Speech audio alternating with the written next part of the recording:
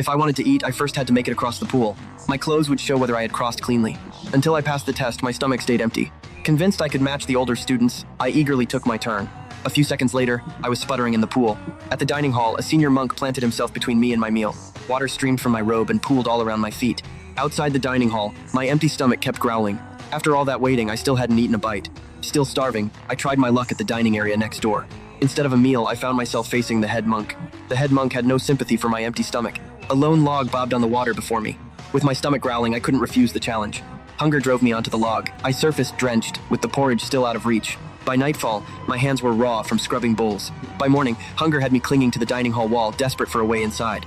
I surfaced beneath the wall, with the head monk staring down at me from above. I sank lower in the pool, burning with humiliation. The shame of failing in front of everyone stayed with me.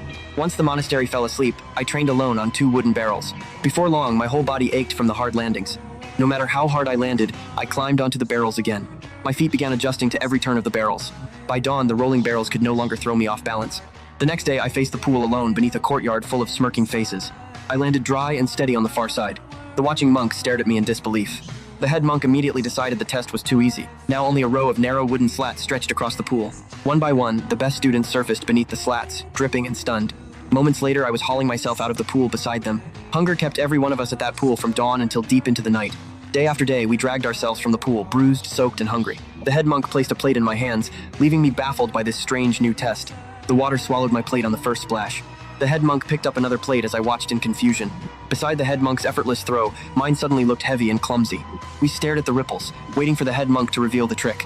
To stay above water, our feet had to land light and move fast. For the first time, the pool no longer seemed impossible. Night after night, my feet grew lighter and faster on the narrow slats. Each night left me bruised, exhausted, and dripping wet. Days later, I reached the far side before a single slat could sink beneath me. That final crossing proved I was ready for the next challenge.